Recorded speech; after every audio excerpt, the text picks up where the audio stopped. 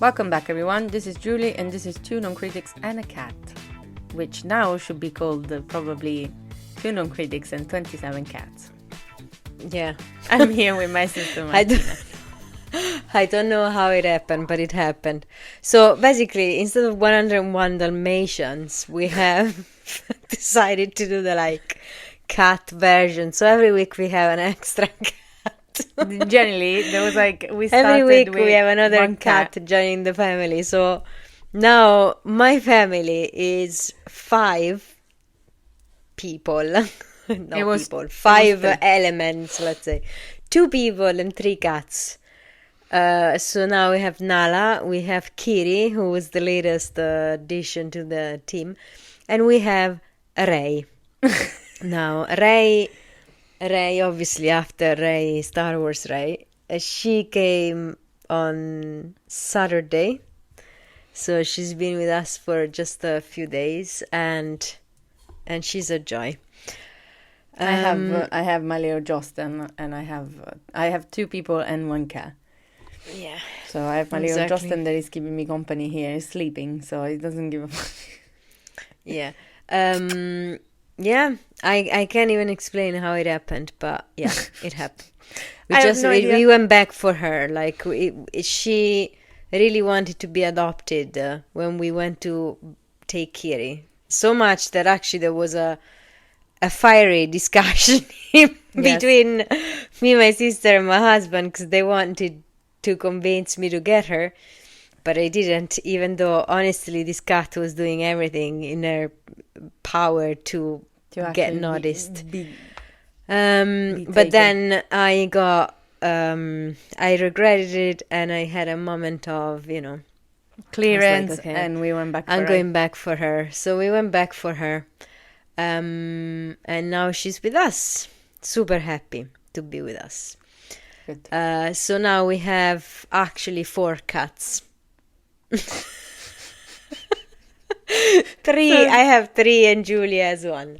So yeah, we have. And we're going to Ireland next week. Yes. Julia and I on holidays. We haven't done a holiday together in 7 years.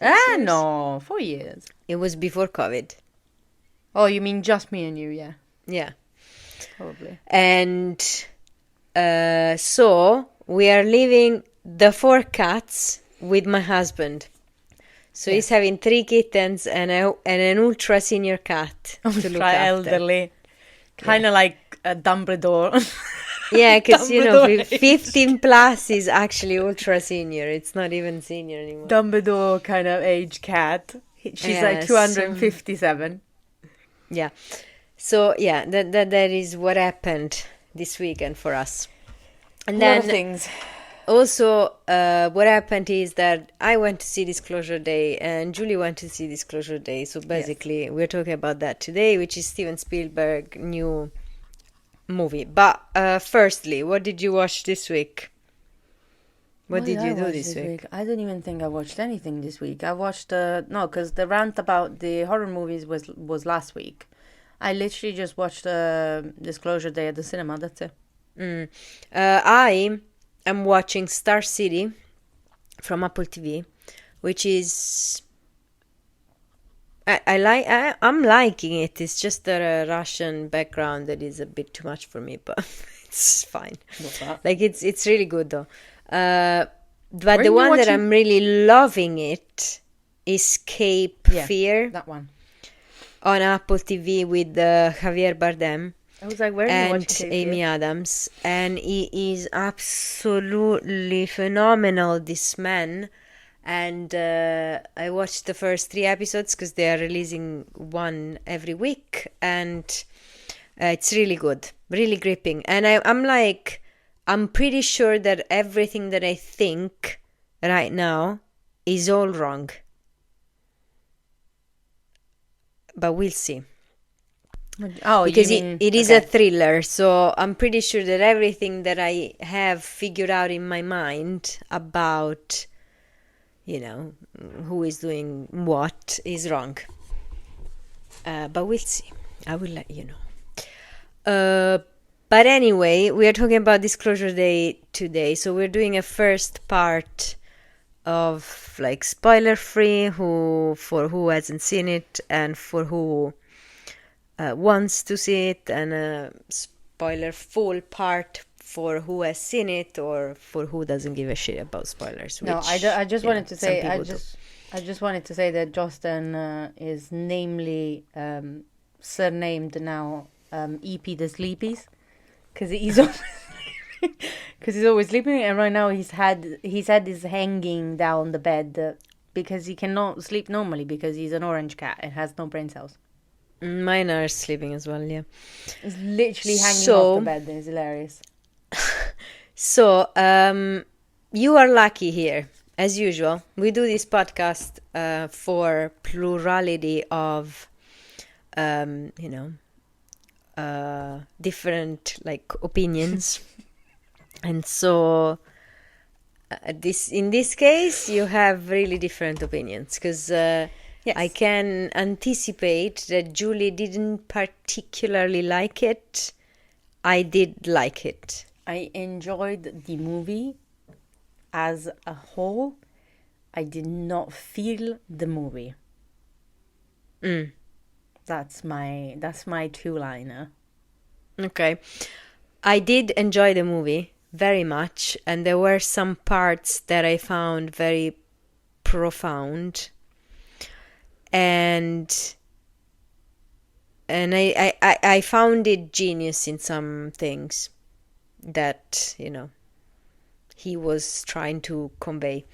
But anyway, we go into the details. So, director, obviously, Steven Spielberg, this is his, return on the scene. This is his first movie. No, I'm joking. Yeah, exactly. And the writer is David Cope, who is, he wrote something very small like Jurassic Park, for example. Just so very, very, very humble people. Yeah, to give an idea. And Mission Impossible and very so new, very humble people. It's a really good winning team. And then obviously we have Emily Blunt, Colin Firth, Josh O'Connor, and Eve Hewson, and Colman Domingo, who are the main characters. So first of all, like spoiler free, not review, but like our thoughts. We don't do reviews, we just say what we think. I thought Emily Blunt was absolutely phenomenal. Yes, I agree. My God, like I thought she carried the whole movie. If the others weren't in there, it would have been kind of the same, like Colman Domingo actually was really good. Yeah. Colin Firth also was really good, but like, let's say so what you're saying is that you didn't like Josh O'Connor. Yeah, I didn't like Josh O'Connor. Eve was good. Josh O'Connor was like, I don't know. The thing is, it was okay. The thing is, there was such a stark contrast between how incredible Emily Blunt was and how average Josh O'Connor was, that I thought it was, I didn't like. Yeah. I don't know what you think, because you like him a lot, actually, no? Not in this movie, but like in general, you like him, no? In general, I do like him. I think he was great in... I cannot remember the name of the movie. He was playing the priest. It came out like a couple of months ago. No, 1 month ago. I don't remember the name, for the love of God, but it was really good. Wasn't one of the Knives Out? Wake Up Dead Man? Yeah, I think it was. Yeah. It's on Challengers. Yeah, no, Challengers I didn't like. The History of Sound, The Mastermind. No, I really liked him in the last of the Knives Out that came out. Yeah. I do love Eve. I saw her in the Apple TV that you told me to watch, Bad Sisters. I do love Eve as well. She's really good. I love her. But I genuinely thought that Emily Blunt was outstanding, everyone. So I do love Colman Domingo a lot. And I think that was a perfect match for him. Yeah. But yeah, definitely everyone was like outstanding by her. Yeah, I thought like Colin Firth, he did an incredible job with what he had, like Colman Domingo as well. Like, there were good parts, but like, what I feel about Emily Blunt's performance is that she made more. Like, she elevated the performance is that of like going with it. She elevated her script. Like, I don't think the script had enough for her to be doing all that, and she did. I don't know. Yeah, I feel like she elevated her character. I mean, that's not because the script wasn't good. Like, not because her character wasn't written in a good way. It's just I think she really elevated her character with her performance. She was incredible. There is a scene in a train that she's kind of having like a panic attack that I was like, whoa. Yeah. Like she was just something It was else. A very realistic scene, and for the first time we actually thought about someone that is completely normal and a newbie to any of this in the context of the movie, if they were about to do a stunt like what she did in the movie, and that's exactly the reaction that a normal person would have. Yeah. So yeah, I think that was honestly, good. I think that was good about it. Yeah, I think she's... we agree on this. She was phenomenal. Is generally the only scene that me and Denise actually thought that it was good. Not good, but like that's the only scene that we actually came out of the movie and we were like, the movie theater, and we were like, yeah, that was incredible. Yeah, because she was incredible. Anyway, this movie is it's basically a thriller. Can we call it a thriller? Something like that. Where something like that. So basically what happens is that we have Josh O'Connor, who's Dr. Daniel Kellner. He's basically a cyber security expert. Yeah. And he's been recruited. Chase? He's been chased by him. Yeah, chased. He's been chased by Colin Firth, who's Noah Scanlon, who's basically working for, it's called Wardex, no? Wardex Corporation. Which is basically an evil version of the Pentagon, no, that is trying to retain like secrets, so that's what they are. Yeah, so they have this secret that they're trying to protect. Obviously, at the beginning, you don't know what secret it is, and you're not going to know now because this is the spoiler-free one. And then there is Eve. She's Josh O'Connor girlfriend, Jane. And then Colman Domingo is basically used to work for Wardex, and now he went to the opposite side. He's basically... kind of in a rebellion phase to Wardex. And then Emily Blunt appears. She's just basically a weathercaster. Yeah. And while she's actually giving, the weather forecast, she has a moment of, like everyone saw the trailer, so she has a moment of she's like talking a different language. It looks like she's having a stroke or something, but she's actually speaking a different language. I actually thought that seeing the trailer, I actually thought that something was gonna come out of her. By the way, she did that. That's not a sound that they have put in post-production. She actually did that. That's crazy. I've seen her dubbing. I've seen her like doing sound. Yeah, so basically, this is what it is, and it's all about chasing Josh O'Connor, and then at some point, Emily Blunt and Josh O'Connor, there's some link to find out about them. And I wouldn't go further because I don't want to spoiler it. We will spoiler it now in the second part, but like for the spoiler free, I would say that this is it. I read someone saying, this is the best John Williams soundtrack in a long time. Which is insane. Thank God that you said that, because... I'm sorry, but like, what? I didn't even notice the soundtrack. No. Like, when I came out, I was like...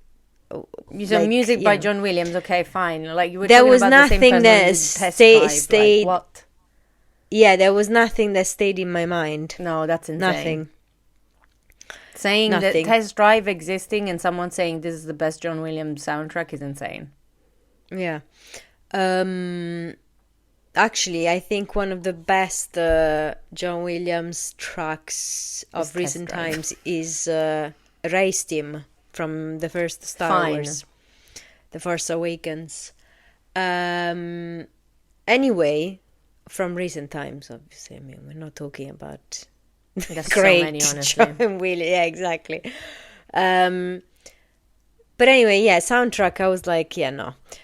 Also, I read this is one of the top tier Spielberg movies. I don't think so. No, absolutely not. Even though I liked it, I wouldn't even put it in the like top 5 or anything. No. Like absolutely no.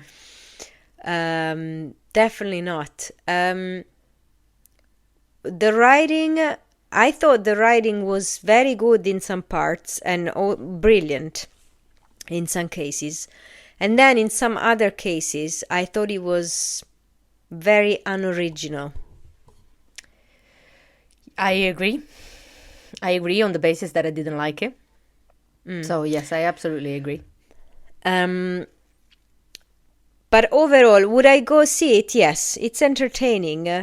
I think everyone should go see it because it's entertaining. Would I go see it? Yes. Would I go see it again? Absolutely no. I think I will see it again, not in the cinema, but when it comes out, I will watch it with my husband with no issue. I also think that there was, I don't know if I was in a cinema of like, I don't know, paralyzed cerebral people, but there was a lot of laughing. So I don't know if that was a normal thing for you.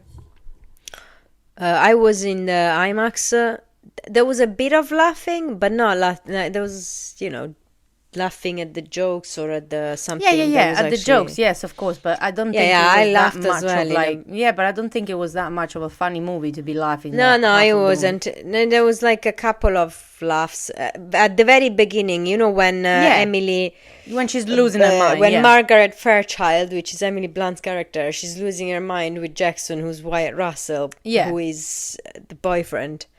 And some of those scenes are funny. Like when, I think it continued on and on and on for the half of the movie. And I was like, I don't think this is very funny, but okay. Yeah, no, me neither.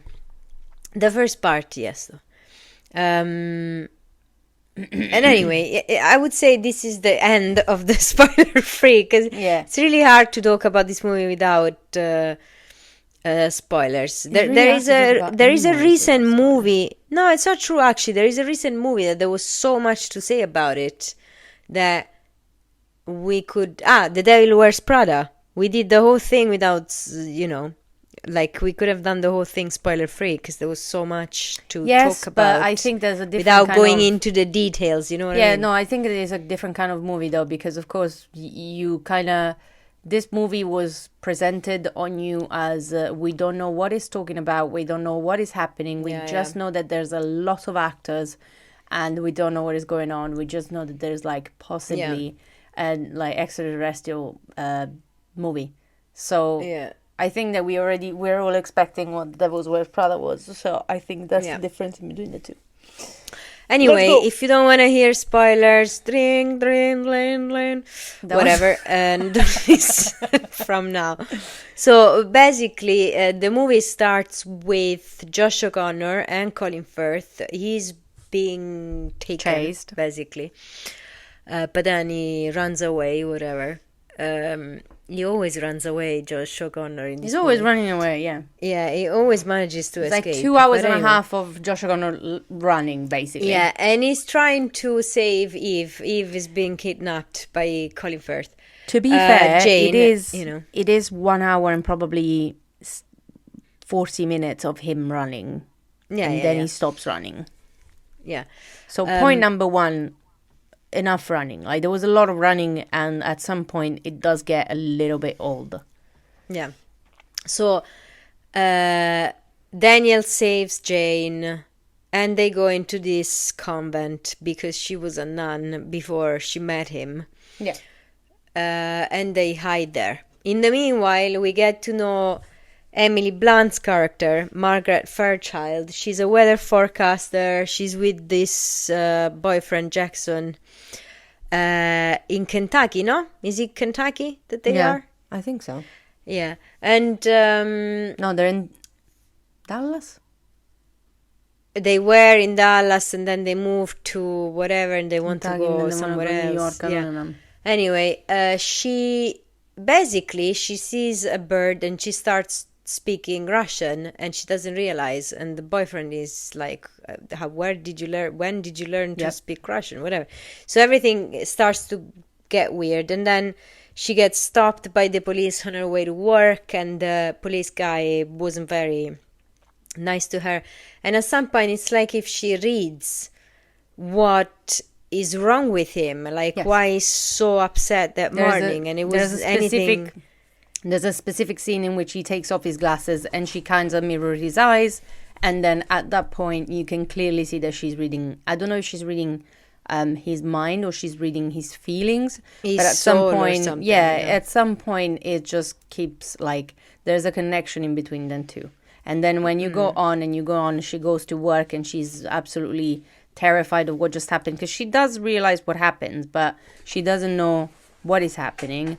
And then she started speaking Korean at work. So there's like, we already have speaking two different languages, which are completely different and very, very hard. And she has no idea what is going on. And then she does that a lot. Yeah, and there's kind of like always a continuous connection with her and like this person, even speaking in Korean, like she didn't understands exactly what she needs to say to him, even in another language. Not only the problem. Oh, my little baby! I didn't even see her. There's a little baby. Can you say something? She won't say anything. She won't say a word. She doesn't even meow. She just does. She does. Yeah, that's anyway, Kiri. Yeah, Nala came into the room and Kiri followed. Obviously, that's how it works now. In my home. So you can tell that she has a clear connection, which reminded us specifically of the Apple TV show Pluribus, which was like all of the extraterrestrial stuff that was like all as one, and like a humanity seen as one. So I think that was a recurring theme, which was not very new, but I do like the theme as humanity all as one, because we are definitely all connected and stuff. But it's just a matter of how the theme presents itself over and over and over again. There was another cat. This was Ray, who is very vocal, so I was 100% sure that you would hear from her. I'm not going to pick up Justin just because they're sleeping, but I promise you that they would do the same thing. Honestly, yeah, Ray is like really vocal. Anyway, actually, I will stop you there because I don't agree with this. So that specific thing was one of my favorite. So I'll explain to you why. Basically, what did I say? I said Margaret nice. Fairchild superpower is empathy. Yeah. She can read into like through people's soul. And in a world where there is no empathy anymore, because everyone is thinking about themselves, I thought this was great. I didn't say it wasn't great. I literally said I love the concept of humanity all as one. Yeah, but like I didn't think it was unoriginal. I didn't think that part was unoriginal. I don't think it's unoriginal. I just think it's very used. It's not unoriginal. It's very used in kind of like movies like this. Like humanity seen as all in one, all a thought, which it's true. God forbid. Yeah. But like, you know, I don't think it's unoriginal. I just think I've seen it before. I really like the way that they did it with the two of them. But I'll say a bit further down the road. So, yeah, so basically she does this weather forecast and she starts speaking a language that nobody understands. Everyone's thinking she's sick. She goes to the hospital. She realizes with her like superpowers kind of you know, understanding, feeling, that the people that are there to speak to her are not FBI. They are actually these people from Vortex, which is an evil Pentagon. Bring her in. And so she escapes with her boyfriend, but then actually she leaves her boyfriend behind because he doesn't truly understand what's going on. That's actually the funny sequence. Yeah. There's a she's funny freaking sequence, out, and that's at that funny. point she's just freaking out, and then she leaves him behind just Yeah. because there's a little bit more of a depth of that like he's not believing her, and she's fighting really hard to be believed, and she's trying really hard to like, I have to do this, I have a purpose to do this, there's something that is calling me to do this, and I want to do this, and he's just like, I think you're insane. So she's like, okay, then sit back and I can go. So it's a little bit deeper of like her just going on her way. She's following this purpose that she has with a mission, because it's a mission. She has a mission. In the whole movie, she has a mission, and we just have no idea what it is because we don't know the link until basically almost the end. Yeah. So yeah, then she leaves him behind. Yes, and I actually found that really good as well. The fact that you actually don't understand anything until the very end. But anyway, and then while she's in the car, she actually gets a call from Colman Domingo's character Hugo, who knows who she is and what, But she knows who he is. She doesn't even know. Even before. She trusts him. Yeah. She doesn't know who he is, but she trusts him. And she knows that she needs to look for this Daniel Kellner, who is Josh O'Connor. So she goes to find Daniel Kellner, who's obviously, in trouble. He's chased the whole time. So he's running away, and she goes and she gets him out of trouble and whatever. And then it's a big chase, I have to say. The whole movie, it's a big chase. Yeah. Like the part that it's actually interesting, I think it's the last part, which is how when they tell you everything, no? So basically, what it is that, obviously, I'm spoiling in the end, by the way, if you don't want to hear it. What it is that the aliens came to Earth many years before, when Margaret and Daniel were kids. Yes. And basically, to communicate with us, humans, what they did is they gifted these two people with two gifts, okay? Daniel with mathematics, so that we would understand them, because mathematics is the universal language of, it's a universal language. It's a key to unlock, communication. While Emily Blunt was gifted empathy, okay? So that the aliens, could understand us, humans. So those two are the bridge between aliens and humans to communicate with each other, which I found so brilliant and poetic, to put together mathematics and empathy has a perfect language of communication between different species. I thought it was absolutely brilliant to do that. And then, but obviously she doesn't know her past. She doesn't remember this traumatic event. He doesn't remember either. So Hugo's role is basically get them to remember that. And when they remember that, then they understand their purpose. Their purpose is obviously to, be the bridge. So what happens is then that they go to the station where she used to work, and it is disclosure day. So they disclose all Wardeck's secrets, which are 76 years of secrets, where you can see the aliens and you can see everything that they did to them and everything that they have hidden. And I also found very interesting the very end, which is when the alien, live on television, kind of embraces them, Daniel and Margaret, and he says something to them, and then Margaret has to say to the word what the alien says, which is the end of the movie, and the only word that she utters is listen, which is what, in my interpretation, for me, that is what the world needs more of.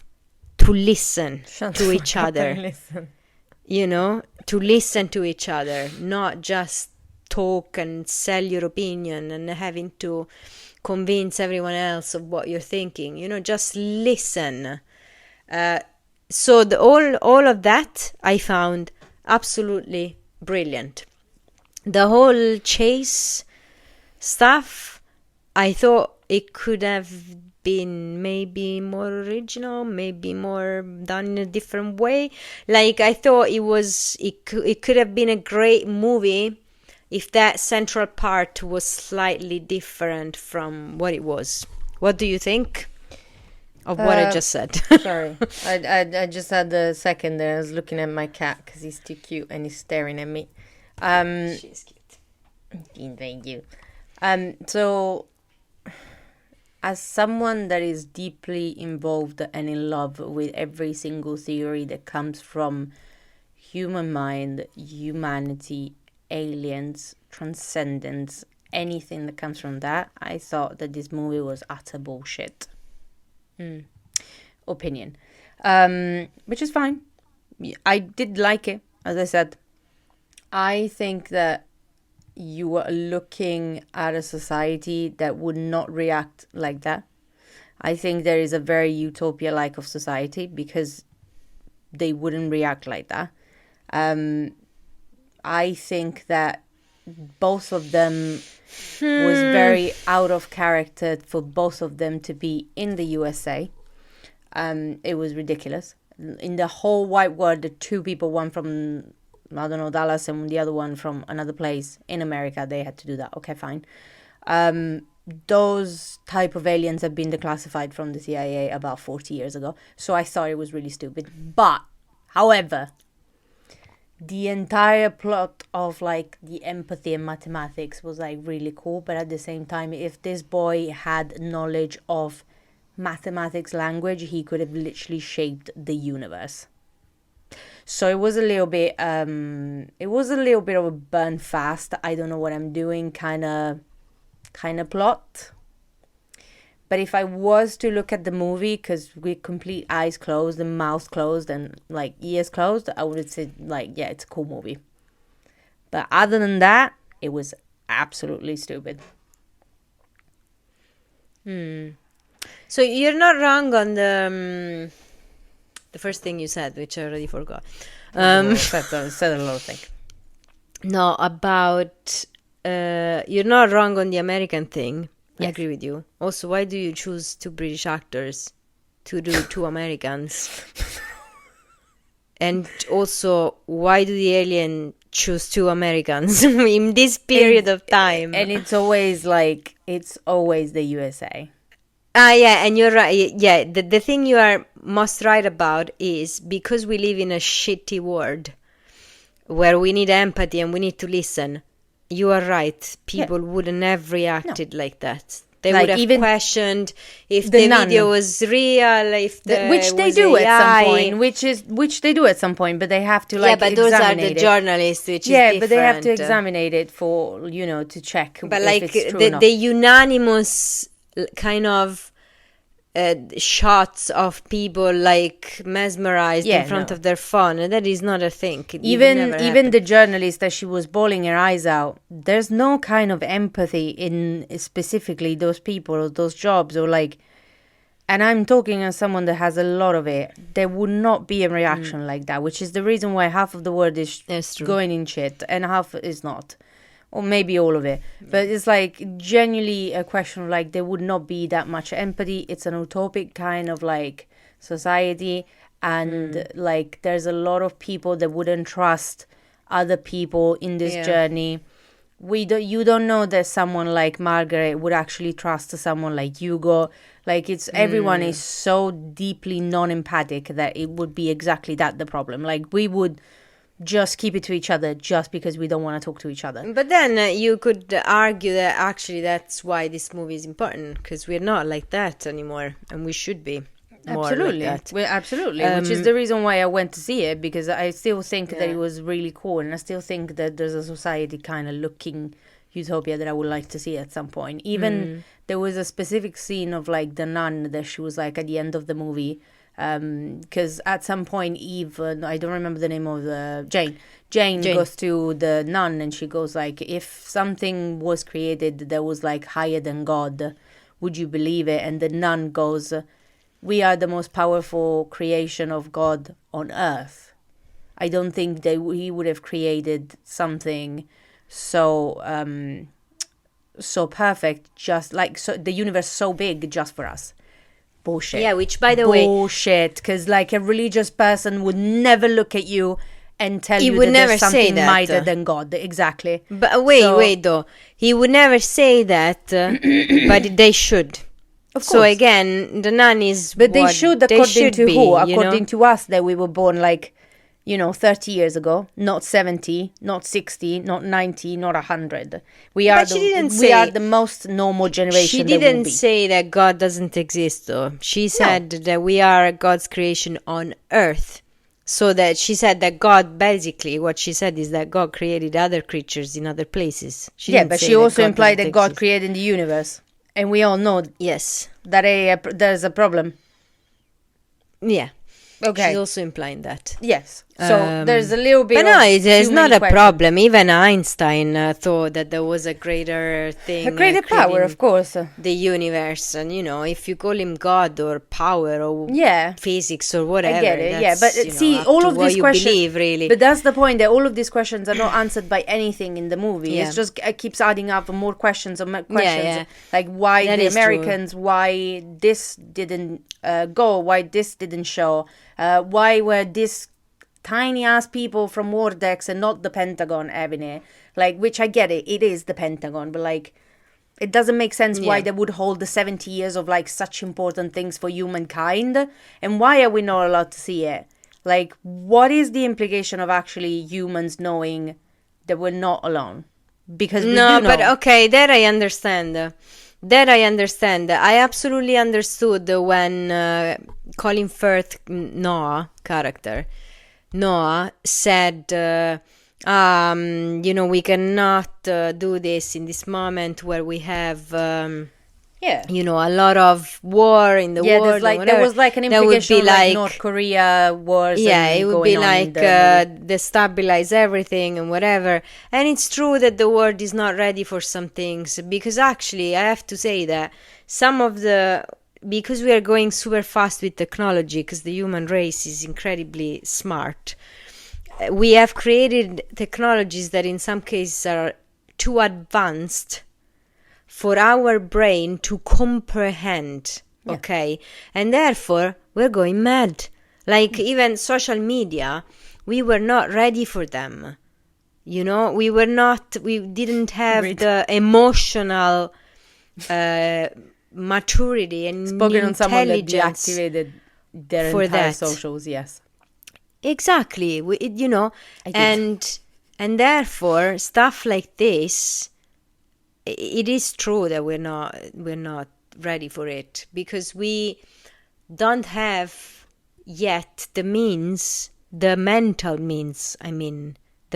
span to comprehend stuff like that. It would be like so much that it would just it would drive us mad, to be like we're not alone in the universe. If you think about it, a lot of the push for whatever achievement we had as human race was also pushed by the assumption that we are unique. We are unique. We are cosmic flux. That's why we are here. So it would question everything, So I do understand that, actually. But anyway, I thought the movie was could have been great, I thought, but it was good. Also, Emily Blunt was if the movie would have been better, even slightly, I thought Emily Blunt would have a very good chance of winning an Oscar. I fully believe that she already won it. You think she get nominated for this? I went out of the cinema, honestly, and incredible. I went out of the cinema and I shook Denise's hand and I said that she won the Oscar. I thought she was unbelievable, honestly. I hope she gets a nomination at least, because honestly, it depends how much traction the movie is gonna have. To be fair, it didn't go bad at the box office. The opening was like 94 million, which isn't bad. But still, a Spielberg movie. Yeah, it's not. Oh, can I say something? I thought it was very funny. I thought that at the end of the movie, when they showed the really, really ancient alien, which, by the way, where were they keeping that? I don't know. But it's funny as hell. I thought that we were about to see E.T. I thought to myself, if he absolutely did that in about 2 hours and a half of our time, it's incredible. And I really hoped. But it was similar to E.T. Yeah, no. So I thought it was. I hope it's a reference. I thought it was a reference. Come on. I hope it's a reference. It was like it looked like E.T. or old E.T. You know. Yeah. So I thought it when was it was coming out, like. Yeah.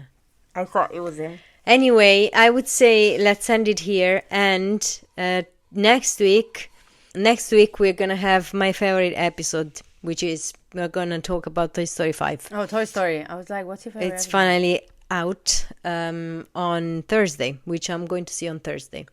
Julie, when are you going to see it? Do you know? I have no idea. Anyway, I will talk about this. My cat is glitching right now. I don't know why. Glitching because he's in the Matrix. He's been declassified as well. He's definitely that one brain cell has been declassified. Alrighty, I'll see you next week. Thank you for being with us. Bye. Bye.